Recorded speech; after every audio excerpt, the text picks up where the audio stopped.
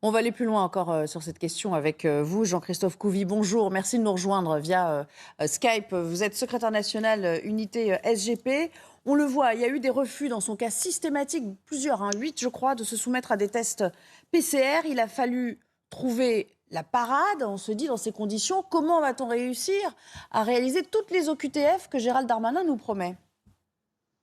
Oui, bonjour. Ben, vous voyez, c'est toutes les difficultés que mes collègues rencontrent sur le terrain. C'est-à-dire qu'encore une fois, il y a les discours politiques et puis après, il y a le mur de réalité. C'est nous comment on transforme l'essai, c'est-à-dire les moyens qu'on nous donne pour réaliser nos missions.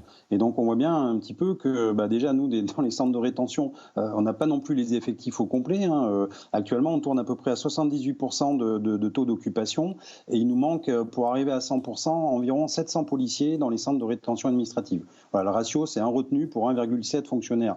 Donc, on voit qu'on n'y est pas. Et en plus, une fois qu'on a réussi à mettre les gens, j'allais dire, dans les centres de rétention administrative pour les expulser, parce qu'en fait, ils ont éclusé aussi tous les recours. Là, on a vu que c'est quelqu'un qui a un passé sulfureux, qui est radicalisé. Et on voit bien d'ailleurs toutes les difficultés à l'expulser, notamment avec ces tests PCR. La Côte d'Ivoire donne le feu vert pour surseoir aux tests PCR. Et on voit bien même que le politique s'en mêle.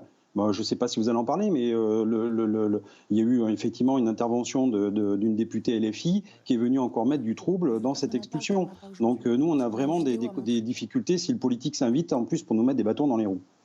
Alors, combien de mousse baies, évidemment, ça c'est la question que tout le monde se pose aujourd'hui. On va peut-être évoquer les difficultés en matière d'effectifs pour les reconduites à la frontière. Là, je sais qu'il a été escorté par 4 personnes. Vous conviendrez avec moi qu'on ne peut pas faire ça à chaque cas, à chaque fois.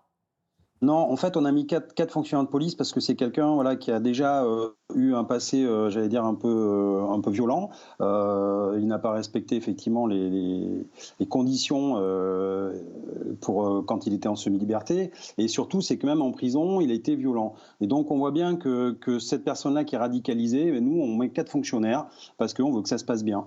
Et effectivement, il peut y avoir dans les avions des fois des révoltes en fait de passagers parce que les personnes qu'on met dans l'avion, par exemple, appellent justement à ce que tout le monde se révolte pour les libérer en criant qu'ils sont renvoyés injustement, que nous sommes des racistes, etc., etc. Moi, je l'ai vécu déjà dans des avions. Je peux vous dire que quand on est dans un espace confiné, qu'il y a tout un avion avec plus de 200 personnes qui veut essayer de vous lyncher, c'est un peu compliqué quand même comme situation.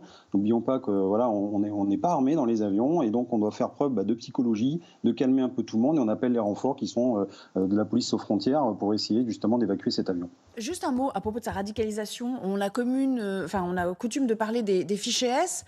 Dans son cas, parce que ses soutiens disent non, il n'y a pas de radicalisation, c'est de l'islamophobie, etc. Ça va au-delà du fichier S, n'est-ce pas ? Il a un statut encore autre.